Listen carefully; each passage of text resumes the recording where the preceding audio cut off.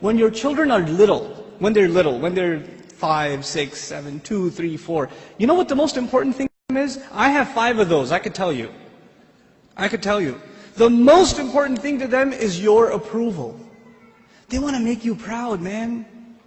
They want to show you what they did. I'll be on an important work phone call. And my son will come over, my 2-year-old will come over. Abba. Like, okay, hold on. What is it? Nothing. I'll go back on the phone and he'll start calling me again. I'll be like, okay. What is it? I want to show you something. What do you want to show me? That is it. But you know what I'm supposed to do? Oh my God, that's awesome. Do it again. I'll call you back. You're supposed to appreciate what your children do. They live for that. They desire that more than anything else. I have 3 girls, and you know the difference between girls and boys. Boys can't sit still, and girls can't stop this, right? So I pick my girls up from school. One's in 1st grade, the other's in 3rd grade. I pick them up from school. It's a 25-minute ride back home, and what are they doing the whole way?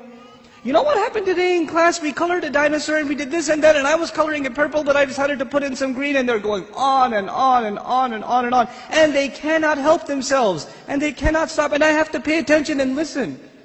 I have to listen and say, oh, what about blue? No, I did only a little bit blue. Right? I have to pay attention. And you know why I'm saying all of this? Just one more story on the side, just to wake you up a little. I share this story all the time. My oldest daughter, my eldest, Husna, when she was younger, she was really into finger painting. So she'd dip her hands in paint and just making a big old mess, right? And she brings this big cardboard to me. And it's a big blob of blue. I don't see anything, right? And she says, Abba, look what I made. And I'm sitting there going, that's awesome, a mountain. And she says, no, it's Mama. And I was like, oh, don't tell Mama. But the point I'm trying to make is they live for your approval. Live for it. But those of you that have children that are teenagers, do they get in the car when you pick them up from school and they can't stop telling you about what happened? Does that happen? Now, you know what happened in school today? My teacher said this and that and the other, and I got an A on my paper. Nope. They're quiet. And you're trying to know, how was your day? It was okay. So what'd you do? Something. Where are you going today? Somewhere. They don't talk. Getting them to talk is like an interrogation at a police station. And they're not saying anything to you. And while trying to ask them questions, they're texting their friend, my dad is asking too many questions today. You know, I don't know what's up. Did you tell him something? What I'm trying to get at is very simple. At a younger age, your children crave your attention. And when they get older, you will crave their attention. But if you don't give them attention when they're tiny, when they come to you with their toys and you say, go in your room, I'm watching the news. The game is on, could you take him please? Come on, I had a long day at work, I don't want to deal with this right now.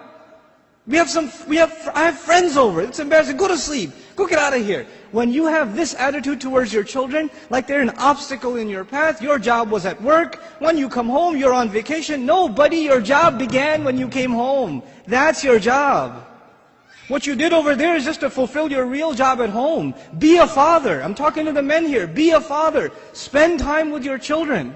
They're not just there so you put them in school and you come home from work, you just want to go to sleep, you don't want to bother with anybody, you don't want to talk to them, and actually the easiest way to not talk to them is get them an iPod Touch and an iPhone, and get them a computer and a laptop in their own room with high-speed internet, so you don't even have to look at their face. They could just be in their room all day Facebooking, finding themselves a new set of parents online. Seriously. Be a father, be a mother.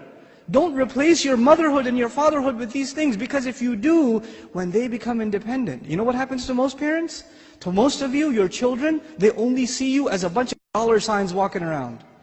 And the only time they come and talk to you, Dad, can I have $5? Actually, nobody asks for $5 anymore, right? It's 20s nowadays. And I know youth, they haven't seen money that small. They don't know fives. Can I have $20? Can I go to the mall? Can you drop me off? Can I go over to my friend's house? Can I do this? Can I do that? Can I do the other? When they want something, they come to you. Otherwise, You don't see them. And when they get to a certain age where they are old enough to make their own little bit of money, guess what? You're not going to see them at all. Because your cash register is no longer relevant. That's no longer relevant. If this is the relationship you are setting yourself up for, you're headed for destruction. We got to change this now. And the way to change it, and it's going to be hard for a lot of you to implement this, but we have to be friends with our children. We have to be their best friends. They should enjoy hanging out with us the most, the parents.